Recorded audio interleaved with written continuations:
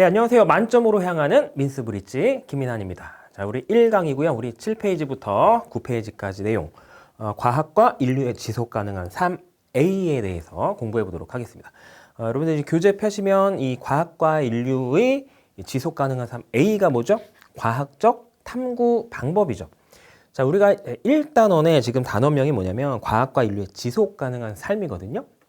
1단원은 과학의 어떤 어려운 개념이나 뭐 공식들을 배우는 단원이 아니고요. 1단원은 우리가 이제 앞으로 과학을 공부할 건데 과학에 이제 여러 개념들이 등장하겠죠. 그러한 과학 개념들이 어떤 과정을 통해서 생겨난 것이고, 그리고 현재 우리 사회에 어떤 과학 기술들이 사용되고 있고, 그리고 미래에는 어떤 과학 기술들이 이용이 될 것인지, 이렇게 이제 전반적인 내용을 살펴보는 단원이라고 생각하시면 되겠습니다.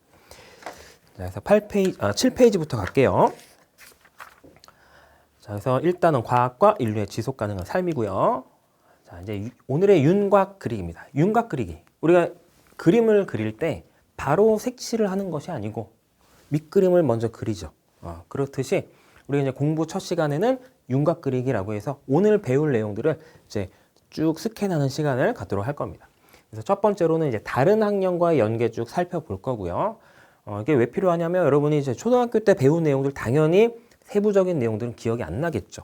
그래서 우리가 어떤 내용들을 배웠었는지 간단하게 살펴보고, 그 다음에 이제 오늘 배울 내용과 관련된 이후의 내용들, 중학교 2학년, 3학년, 고등학교 내용들 중에서 어떤 부분하고 관련된 내용들인지 이렇게 짝을 지어볼 겁니다.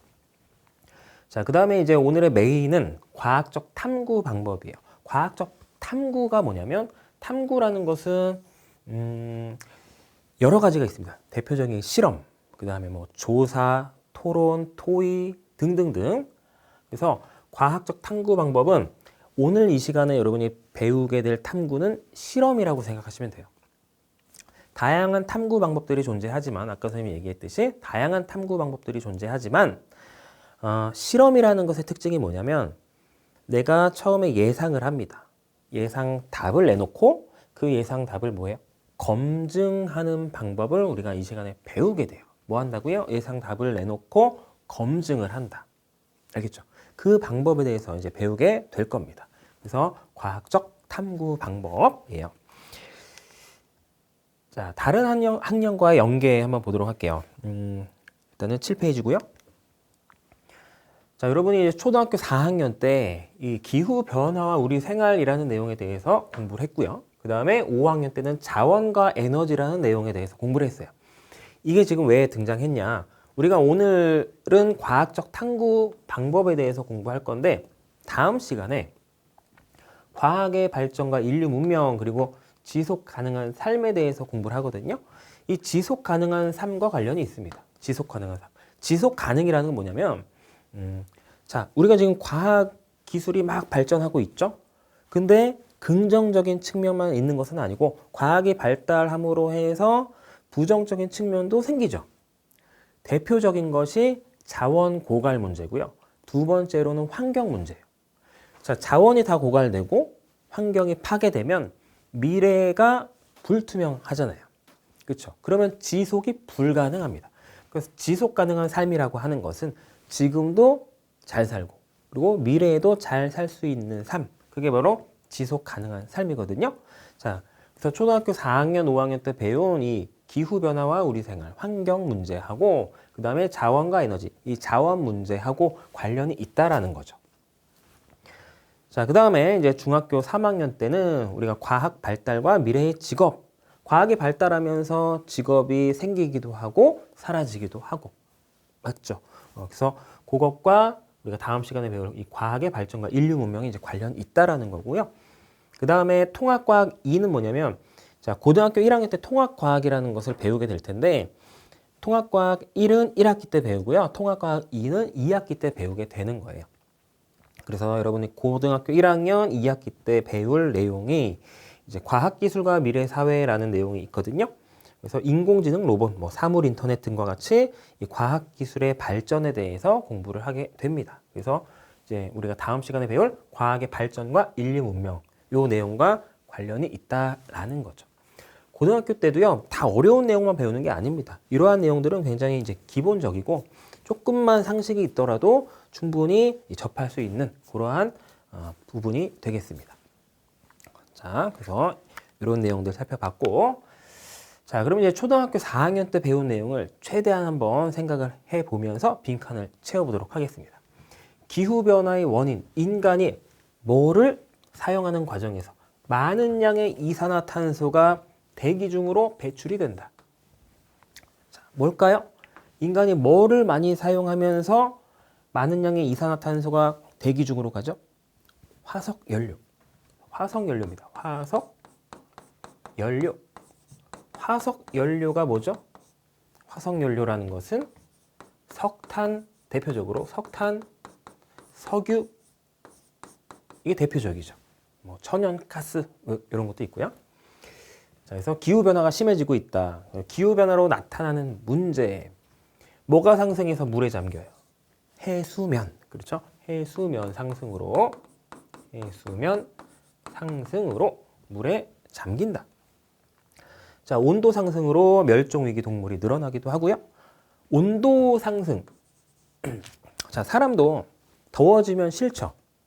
그런데 사람은 더워졌을 때 대처가 가능합니다. 우리가 에어컨을 틀을 수도 있고요. 선풍기 뭐 이런 것들이 있잖아요.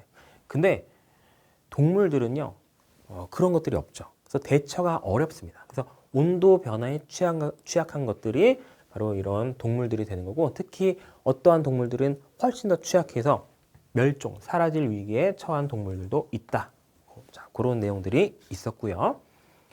뭐 가뭄, 폭설, 폭염, 한파, 홍수 등 자주 나타나서 사람들이 고통받는다. 자, 세 번째, 기후변화 대응 방법. 대기 중으로 배출되는, 아까 뭐였죠? 이산화탄소의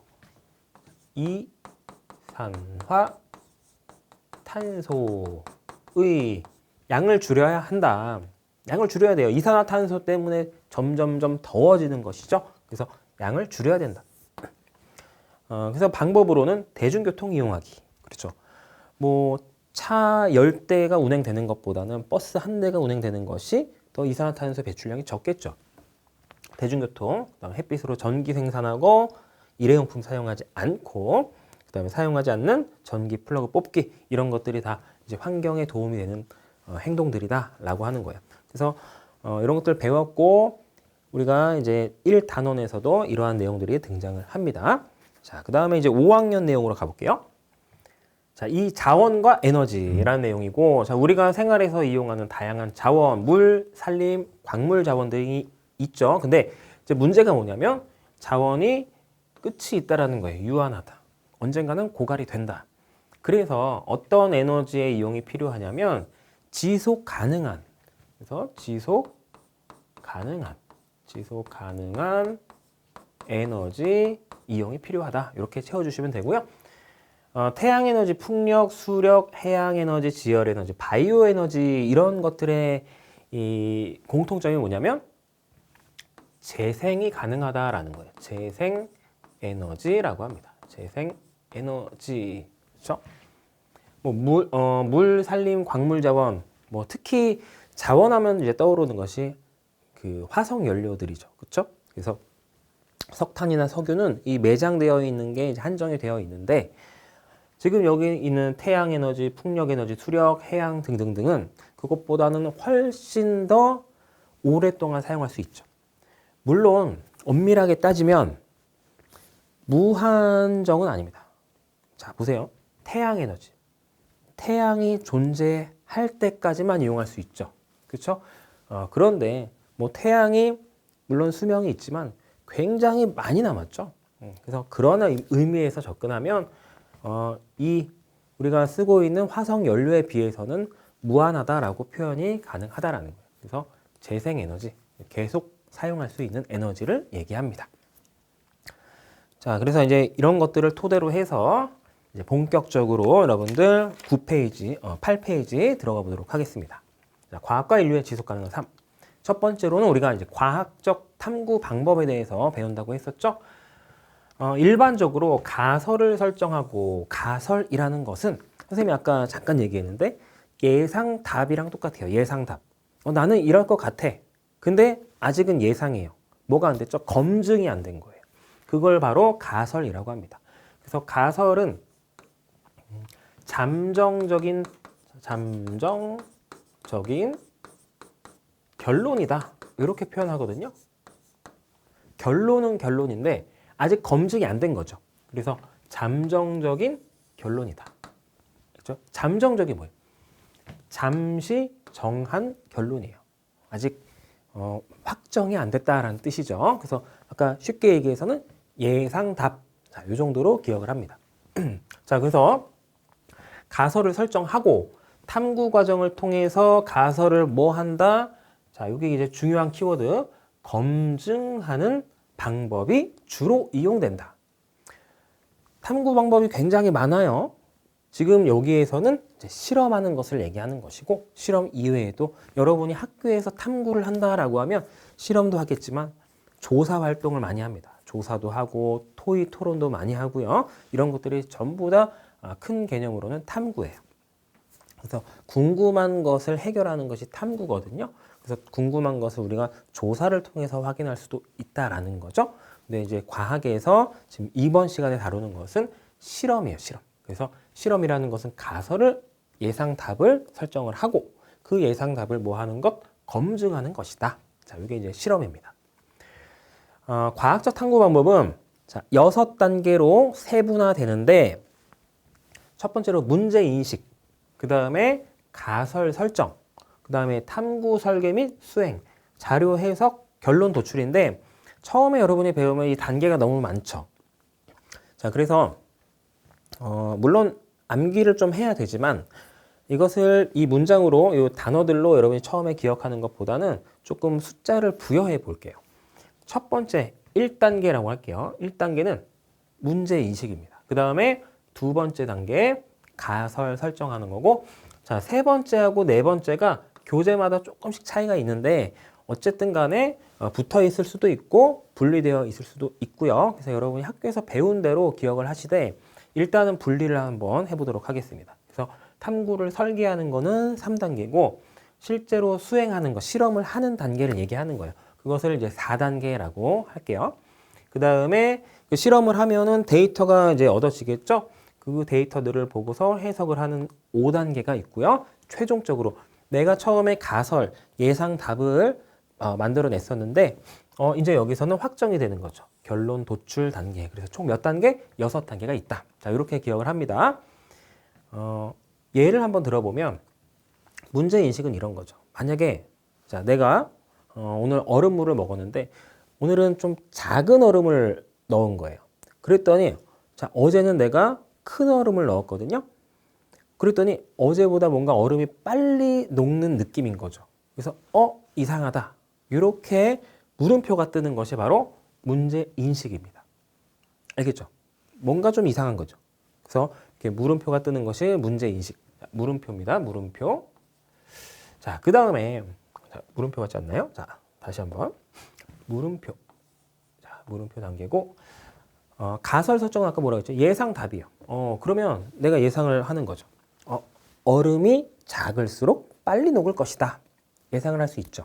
아직 확정은 안 된 거예요. 뭘 해야죠? 실험을 해야죠. 그래서 나는 얼음이 작을수록 빨리 녹을 것이다 라고 예상 답을 냈고요. 그거 이제 가설이라고 하는 거예요. 자, 세 번째. 이제 실험을 준비해야 돼요. 내가 검증을 해야 되기 때문에 실험을 준비합니다. 그래서 탐구 설계는 그 실험을 준비하는 거예요. 나는 어떤 실험을 어떻게 할 건지 이렇게 구상을 하는 거죠. 네 번째 단계는 실제로 실험을 하는 거죠. 컵 2개를 준비하고 똑같은 양의 물을 준비해서 한쪽에는 작은 얼음, 한쪽에는 큰 얼음을 담아서 이제 시간을 재는 거죠. 다 녹기까지 걸린 시간을 측정을 합니다. 그게 바로 이제 실험을 한 거고, 자, 5단계는 뭐예요? 자료 해석이에요. 봤더니 작은 얼음이 있는 쪽이 뭐 훨씬 빨리 녹았어. 이렇게 이제 확인을 한다라는 거죠. 그럼 결론 도출. 마지막으로 땅땅 도장을 찍는 거예요. 뭐예요? 처음에 가설 설정한 게 뭐였죠? 얼음이 작을수록 빨리 녹는다. 그랬더니 확인했더니 맞아요. 그러면 여기서 최종적으로 얼음이 작을수록 빨리 녹는다. 이렇게 하면 이 탐구 과정이 끝이 나는 겁니다. 자, 이해되셨죠? 자, 그러면 이제 세부적으로 들어가 보도록 하겠습니다. 그 오른쪽에 있는 내용 플러스 강의 한번 보도록 할게요. 먼저. 자, 또 다른 과학적 탐구 방법. 선생님이 이제 과학적 탐구 방법 여러 가지가 있다라고 했는데 가설 설정 단계 없이 관찰한 사실을 분석해서 원리나 법칙을 알아내는 탐구 방법도 있다. 자, 가설 설정을 하면 예상 답이기 때문에 뭘 해야 된다고요? 검증을 해야 되죠. 근데 생각해 보세요. 검증이 안 되는 문제도 있습니다, 세상에는. 대표적으로 우주의 나이, 이런 것들. 그쵸?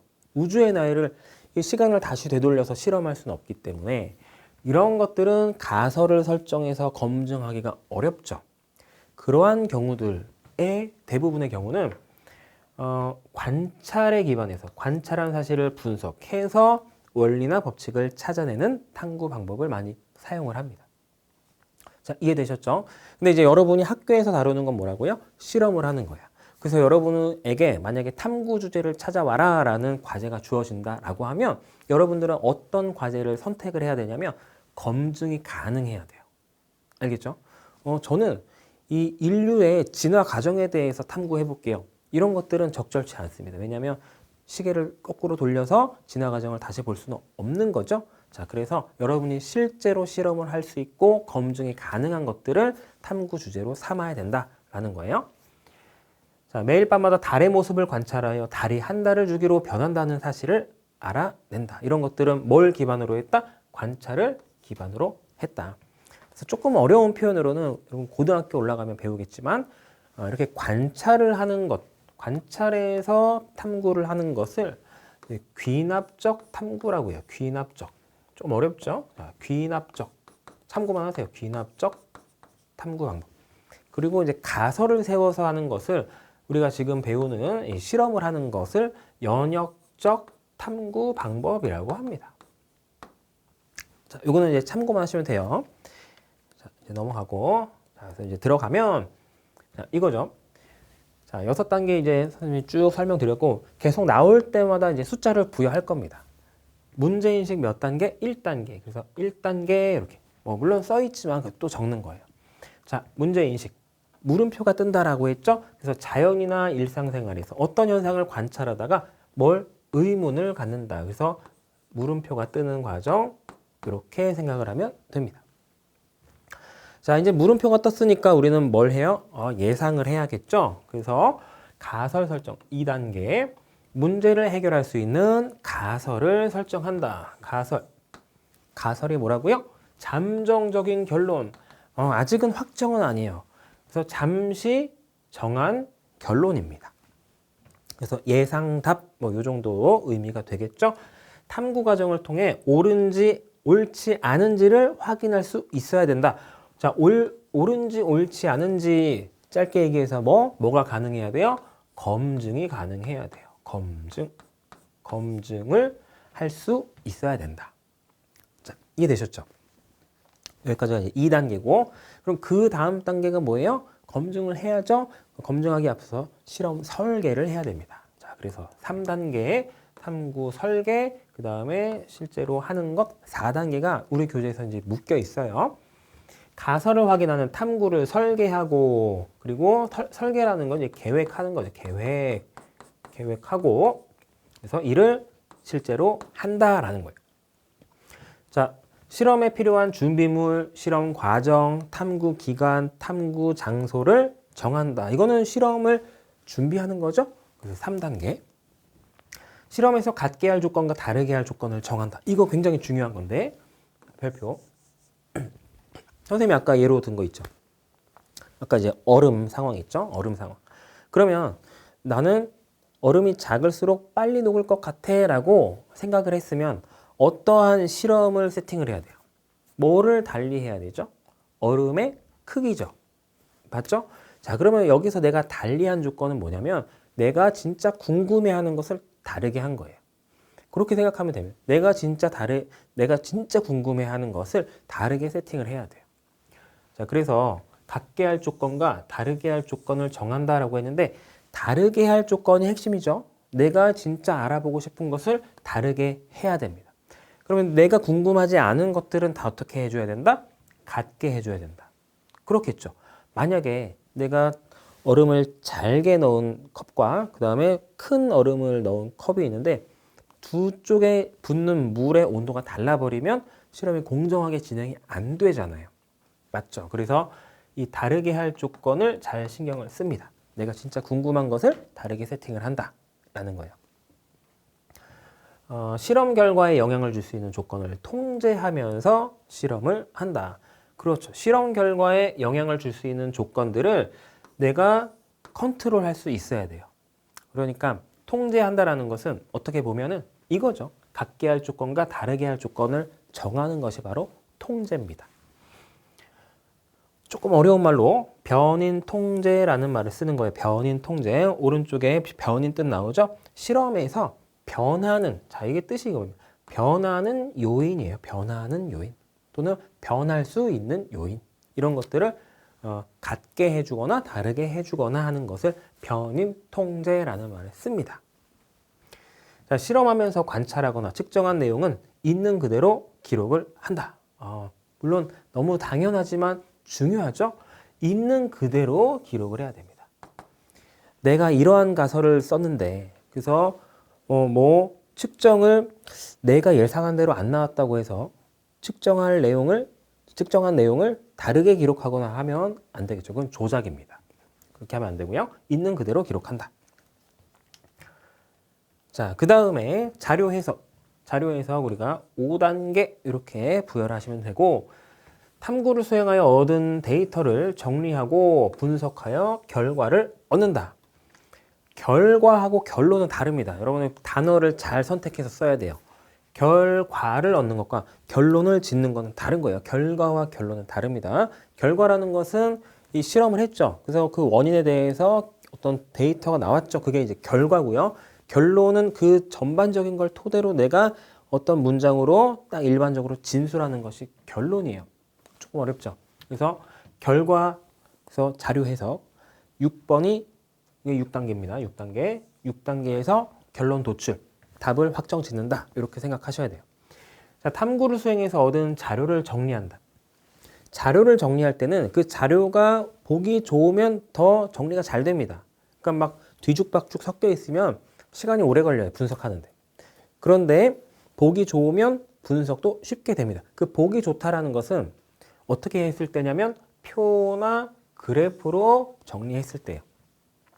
표나 그래프로 쫙 정리하면 특히 이제 그래프로 정리했을 때 좋은 점이 뭐냐면 경향성이 한눈에 딱 보이죠. 뭔가 이제 그래프가 쭉 올라가거나 아니면 일정하거나 내려가거나 이런 것들이 한눈에 보이게 됩니다. 표도요. 그냥 데이터들이 막 쓰여 있는 것보다 훨씬 정리가 깔끔하게 되어서 한눈에 들어오죠. 그래서 표나 그래프로 나타낸다. 이것도 자료 해석 단계에 포함이 되는 거고요. 그래서 자료 사이의 관계나 규칙을 찾는다. 관계성이나 규칙성을 찾는다. 이것도 몇 단계? 5단계 자료 해석 단계에 포함이 됩니다. 그러니까 관계나 규칙을 잘 찾기 위해서 자료를 예쁘게 정리하는 것. 그 예쁘게는 뭐다? 표나 그래프로 나타낸 것이다. 그래서 이제 과학에는 실험이 많죠. 그래서 여러분이 이제 나중에 이 문제들을 풀어보게 되면 표 문제와 그래프 문제가 많은 이유가 바로 이 실험의 결과로 얻은 데이터들을 표나 그래프로 정리하기 때문입니다. 자, 마지막 탐구 결과로부터 가설이 맞는지 판단. 가설이 맞는지 판단. 내가 2단계에서 예상답을 만들었죠. 그 예상답이 맞는지 쭉 실험을 한 것이고 마지막 단계에서는 그게 맞는지 틀리는지를 판단하는 겁니다. 그래서 결론을 내린다. 자, 근데 결론이 맞으면 끝입니다. 근데 이제 결론이 틀리면 뭘 수정해요? 가설을 수정하여 다시 탐구를 수행한다. 라고 했죠. 자, 이런 문제가 나올 수 있습니다. 가설이 틀리면 실험 결과를 바꿔서 기록한다. 당연히 틀리죠.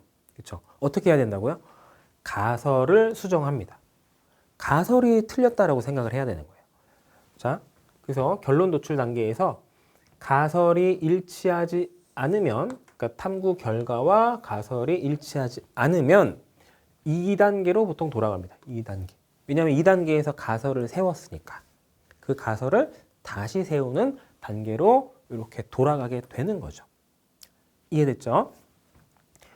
물론 이것도 선생님이 이제 다양한 교재들을 한번 보니까 보통은 2단계로 돌아가는데 1단계로 돌아간다라고 표시되어 있는 교재도 있거든요. 여러분이 이제 학교에서 그렇게 배우셨으면 뭐 틀린 거는 아닙니다. 왜냐하면 내가 틀렸죠?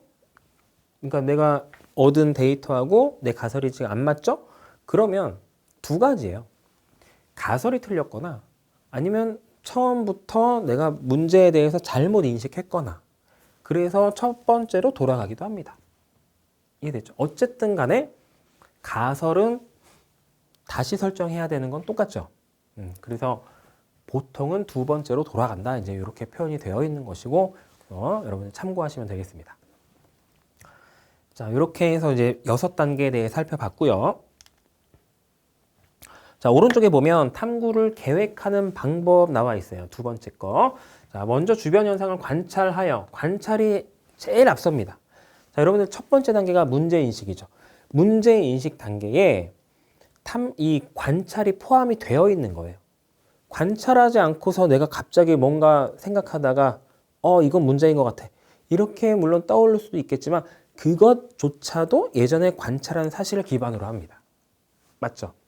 자, 그래서 관찰하여 탐구 문제를 만들고 이것들이 단계로 치면 1단계에 포함이 된다라는 거예요. 알겠죠?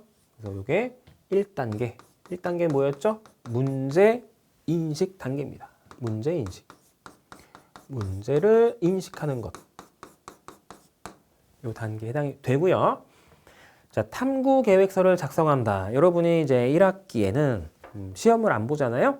근데 대부분 어떤 활동을 할 거냐면 탐구 계획서 작성하는 활동을 많이 합니다. 탐구 계획서 작성. 그래서 탐구 계획서에 포함할 내용 이거 한번 보도록 할게요. 자, 탐구 계획서라는 건 말 그대로 탐구를 하지는 않고 계획까지만 세우는 거예요. 아까 계획은 몇 단계였죠? 3단계였죠. 1단계는 문제 인식, 2단계는 가설 설정, 3단계는 탐구 설계죠. 거기까지만 하는 것이 탐구 계획서입니다. 그래서 탐구 계획서에 들어갈 내용 보니까 탐구 문제 1단계 관련된 거 들어가죠. 가설 2단계 들어가죠. 나머지 내용들은 3단계와 관련된 내용들이 전부 들어갑니다. 그래서 준비물이 뭐냐, 탐구 기간 언제부터 언제까지 할 거냐, 탐구 장소 어디에서 실험을 할 거냐, 실험 과정 어떤 순서로 실험을 할 건지, 그리고 실험 조건 어떤 조건을 다르게 하고 어떤 조건을 갖게 해줄 거냐 이런 것들이 들어가고요. 그 다음에 또 하나 주의할 점, 만약에 이제 불을 사용한다 그러면 뭐 이렇게 불을 조심해서 사용해야 된다 뭐 이런 내용들이 들어가겠죠. 그래서 이러한 내용들이 탐구 계획서에 포함이 됩니다. 그래서 여러분들이 이거는 외우는 것이 아니고 몇 단계부터 몇 단계다? 1단계에서 3단계 내용이다. 이렇게 기억하시면 됩니다. 1단계에서 3단계.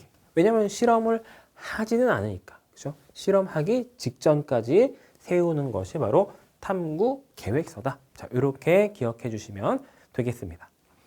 자, 그래서 이렇게 탐구를 계획하는 방법 살펴봤고, 자, 이제 밑에 에이크만의 실험에서 탐구 과정 요거 있죠. 우리가 이제 지금 이제 1학년이고 1학년 중에서도 1학기예요. 앞으로 여러분이 과학을 공부함에 있어서 자주 등장하는 소재들이 있거든요. 왜냐하면 사실 과학의 역사가 그렇게 길진 않아요. 과학이 최근 들어서 급속도로 발전한 것이기 때문에 다 몇 가지 사례를 계속적으로 이제 과학 소재로 사용을 합니다. 그것 중에 하나가 이 에이크만의 실험이에요. 그래서 여러분이 이제 앞으로 많이 보게 될 실험 내용이니까 지금 여기에서만 단순히 보고 넘어가지 말고 요 실험 내용에 대해서 여러분이 이 강의 이제 이후에라도 요 에이크만의 실험 검색해서 좀 자세한 내용을 알고 있으면 훨씬 더 공부에 도움이 됩니다. 자, 첫 번째 단계 문제 인식이죠. 1단계라고 쓸게요. 1단계 문제 인식. 물음표가 뜨는 단계인데 에이크만이라는 과학자는 각기병에 걸렸던 닭이 뭐 발음을 좀 닭이 아니고 달기라고 하는 게 맞습니다. 달기라고 할게요. 닭이 나은 것을 보고 달기 낳은 까닭에 의문을 가졌다. 각기병은 쉽게 얘기하면 어떤 증상이 있냐면 다리에 힘이 없어요. 그래서 비틀비틀 거리면서 걷습니다. 그러한 닭이 있었는데 나은 거예요. 그 각기병이 나았습니다. 그래서 의문을 가졌어요. 문제 인식 단계죠. 자, 두 번째, 가설 설정이 2단계입니다. 가설 설정. 자, 닭의 모이가 백미에서 현미로 뭐가 바뀌었어요? 먹이가 바뀌었습니다.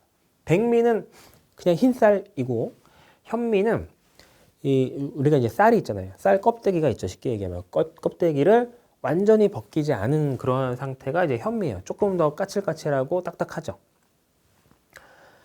그래서 요즘에는 우리가 이제 쌀을 도정하는 기술이 발달되어서 아주 깨끗한, 그래서 껍데기를 완전히 벗긴 흰 쌀을 많이 먹지만, 백미를 많이 먹지만, 예전에는 현미를 많이 먹었어요. 그래서 예전에는 이렇게 돈이 많은 사람들만 이제 백미를 많이 먹었다고 합니다. 근데 오히려 지금 알고 보니까 영양가는 현미가 더 많다라는 거죠. 여러분 알고 계시죠? 자, 그래서 닭의 모이가 백미에서 현미로 바뀐 것을 알게 되어 현미의 각기병을 낫게 하는 물질이 있을 것이다 라고 예상 답을 세운 겁니다. 그걸 뭐라고 해요? 가설을 세웠다. 어떻게 세웠죠? 현미에 닭 같지 않은 그 쌀에 각기병을 낫게 하는 물질이 있을 것 같다. 자, 이렇게 이제 생각을 한 거죠. 이게 바로 가설이다. 검증을 해야겠죠? 이게 맞는지 틀리는지. 자, 그래서 탐구 설계 3단계 설계를 하고 그에 맞춰서 수행 실험을 하게 되죠. 자, 건강한 닭을 두 무리로 나눕니다. 여러분이 실제로 만약에 학교에서 실험을 한다라고 했을 때 가장 많이 하는 일반적인 실수가 뭐냐면 무리를 한 무리만 설정을 합니다. 예를 들어 이렇게 하는 거죠. 닭을 구해서 현미를 먹여요. 그랬을 때 각기병이 낫는지만 확인을 합니다. 자, 이렇게 하면 안 되고 반드시 비교 대상이 있어야 됩니다. 보세요. 만약에 현미를 줬는데 나았어요. 근데 그냥 예를 들어서 만약에 현미를 안 줬는데도 그냥 시간이 지나서 나았을 수도 있잖아요. 그러니까 반드시 2개 이상의 집단이 필요하다. 비교 대상이 필요하다. 여러분이 학교에서 실제로 가장 많이 하는 실수 중에 하나입니다. 그래서 꼭 기억하시고 여러분이 이렇게 공부를 할 때는 두 무리로 나눠서 생각하는데 실제로 실험하면은 많이 그렇게 못해요. 그래서 꼭 기억하시고 반드시 실험은 비교 대상이 있어야 된다라는 겁니다. 그래서 탐구 계획서 작성할 때 여러분들이 반드시 2개 이상의 그룹으로 설정하고 그래서 뭘 달리해야 돼요? 가장 궁금한 점을 이 그룹과 다른 그룹에서 차이를 둬야 됩니다. 아셨죠? 두 무리로 나누어서 한 무리는 백미만 먹이고요. 그 다음에 다른 무리는 현미만 먹였죠. 그래서 먹이의 종류가 다르죠. 궁금한 게 뭐였죠? 먹이의 종류가 달라지면 각기병이 나을 것이다 라는 거였잖아요. 그러니까 먹이의 종류를 다르게 한 겁니다. 해서 각기병 증상이 나타나는지 관찰을 했다. 실험을 한 거죠. 자, 그 다음에 이제 자료 해석 5단계입니다. 5단계. 그 결과 백미만 먹인 닭은 각기병에 걸렸고 현미만 먹인 닭은 건강했다. 또 각기병에 걸린 닭에게 현미를 주었더니 건강해졌다. 그래서 그러면은 앞에서 우리가 세운 가설하고 지금 결과하고 일치하게 나온 거죠. 그래서 마지막에 결론을 냅니다. 자, 6번째 결론 도출. 에이크만은 현미에는 각기병을 낫게 하는 물질이 있다라고 결론을 내었습니다. 그래서 현미에는 각기병을 낫게 하는 물질이 있다 또는 있을 것이다 라고 했던 건 아까 2번째 단계에서 가설이었죠. 그래서 가설하고 그러니까 2단계하고 6단계는 사실 같은 문장이 배치가 될 수가 있어요. 알겠죠? 왜냐하면 같은 답이에요, 답. 근데 2번은 그냥 아직 검증이 안 된 예상 답, 그리고 6번은 그냥 확정된 답. 알겠죠? 그래서 현미에는 각기병을 낫게 하는 물질이 있다. 이렇게 있다, 있을 것이다 말고 있다라고 해도 가설이 될 수가 있습니다. 그래서 오히려 고등학교에 가면은 가설을 이렇게 그냥 결론식으로 적어요. 근데 지금은 여러분들 뭐 할 것이다 이렇게 적혀 있죠. 그래서 지금 수준에 맞춰서 일단 하도록 합니다. 자, 그렇게 참고하시고, 그다음에 오른쪽에 보시면, 자, 이번에는 이제 파스테르의 탄저병 백신 효과를 알아내는 요 실험이 있는데, 자, 요것도 이제 과학에서 굉장히 유명한 일화 중에 하나입니다. 파스테르는 탄저병 백신을, 자, 파스테르는 많이 들어봤죠. 뭐 파스테르 우유로 유명한데 같은 동일 인물이에요. 그래서 과학에서 여러 업적을 남겼다 이렇게 생각하시면 되겠어요. 탄저병 백신은 양의 탄저병을 예방하는 효과가 있을 것이다 라고 생각을 했죠. 생각하였다. 뭐뭐 할 것이라고 생각했다. 예상 답을 낸 거니까 가설을 세웠다. 이렇게 구분할 수가 있겠죠. 건강한 양을 몇 무리로? 자, 두 무리로 나눴어요. 그래서 한 무리에, 자, 한 무리에 백신을 접종. 알겠죠? 그 다음에 두 무리 모두에게 탄저병을 투여했습니다. 어떤 상황인지 알겠어요? A그룹하고 B그룹이 있어요. 둘 다 이제 양이, 건강한 양이죠.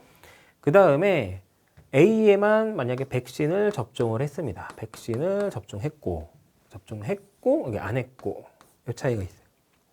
그 다음에 두 무리에게 모두 탄저균을 투여를 했습니다. 탄저균, 여기도 탄저균 투여했고, 여기도 투여했고, 일부러 의도적으로 이제 균을 넣어준 거죠.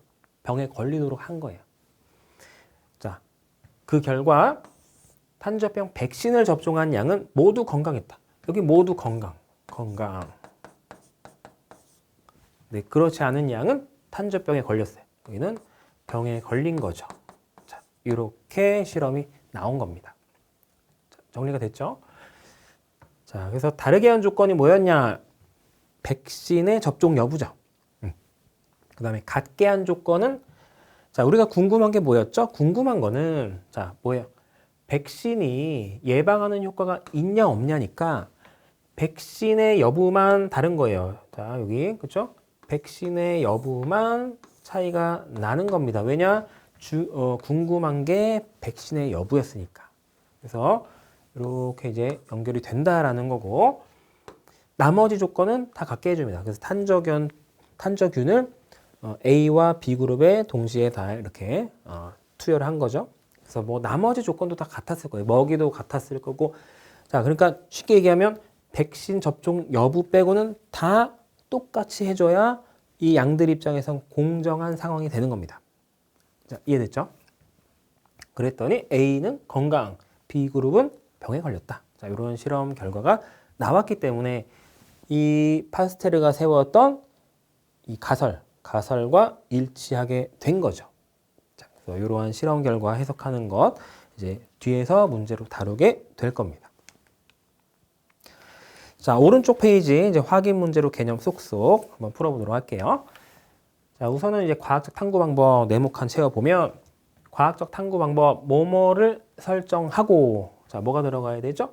가설을 설정하고 탐구 과정을 통해 가설을 검증하는 방법이 이용이 된다. 그래서 우리가 배우는 이 다루는 과학적 탐구에서 탐구는 뭐를 떠올리면 된다? 실험을 떠올리면 된다라는 거죠. 자, 탐구 문제에 대한 잠정적 결론을 내리는 단계. 자, 우리가 이제 많이 반복했기 때문에 잠정적 결론이 뭐다? 가설이다. 그래서 가설 설정 이렇게 하면 되겠죠. 가설 설정 몇 단계? 2단계죠. 탐구 결과로부터 가설이 맞는지 판단하는 거예요. 내가 세운 예상 답이 맞다 틀리다 판단은 제일 최종 마지막 단계에서 한다. 맞죠? 6번째 단계 결론 도출 단계입니다. 결론 도출 단계. 결론 도출 이렇게 쓰면 되겠습니다. 결론 도출 6번째고요.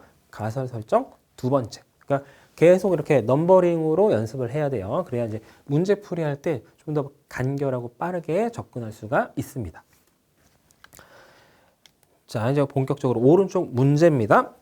자, 다음은 과학적 탐구 과정을 나타낸 것이다. 자, 괄호 안에 알맞은 말을 쓰시오. 넘버링 합니다. 자, 문제인식 1단계. 자, 그 다음에 생략되어 있고요. 탐구 설계 3단계였죠. 수행 4단계고요. 자료에서 5단계, 그래서 2단계와 6단계가 지금 괄호 안에 이제 생략이 되어 있으니까 2단계 뭐였죠? 가설 설정. 방금 전에 했었죠? 가설 설정.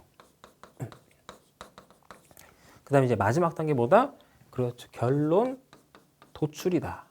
결론 도출 단계입니다. 자, 두 번째. 자, 다음은 과학적 탐구 방법에서 무엇에 대한 설명인지 쓰시오. 자, 우리가 1단계부터 6단계 이렇게 쭉 있고요. 자, 의문을 가진 문제에 대한 잠정적 결론이다. 자, 이게 키워드죠. 잠정적 결론 뭐예요? 가설. 자, 그 다음에 옳은지 옳지 않은지를 확인할 수 있어야 된다. 즉, 뭐가 가능해야 된다? 검증이 가능해야 된다. 그래서 탐구 주제로 삼을 때는 뭐를 선택해야 된다? 검증이 가능한 주제를 들고 와야 된다라는 거예요. 너무 장황하거나 그렇죠? 내가 할 수 없는 주제를 고르면 안 됩니다. 검증이 가능해야 되기 때문에. 자, 세 번째, 다음 설명에 해당하는 탐구 단계를 보기에서 고르시오. 자, 단계가 쭉 있고요. 넘버링부터 합니다. 문제인식 1단계, 가설 2단계, 설계 3, 4단계, 자료에서 5단계, 결론 도출 6단계 이렇게 하고, 자, 문제의 잠정적인 결론을 내리는 단계 몇 단계? 가설이니까 2단계죠. 자, 2라고 뭐 보기가 이렇게 이제 있으니까 니은으로 쓸게요. 니은 이렇게 쓰고. 자, 그다음에 가설을 확인하는 탐구를 설계하고 수행하는 단계. 그러면 설계하고 수행하는 단계다. 3단계, 4단계. 그러니까 디귿 이렇게 하시면 되겠죠. 그 중에 쓸까요? 2단계. 자, 세 번째. 탐구를 수행하여 얻은 자료를 정리하고 분석하는 단계. 자, 자료 정리하면은 뭐예요? 자료 정리하고 분석하는 것, 자료 해석이죠. 그래서 자료 해석 5단계니까 리을 이렇게 되고요. 자, 자연이나 일상 생활에서 어떤 현상을 관찰하다 의문을 품어야 의문을 품는다. 물음표가 뜨는 단계 1단계가 되겠죠. 그래서 기억 단계.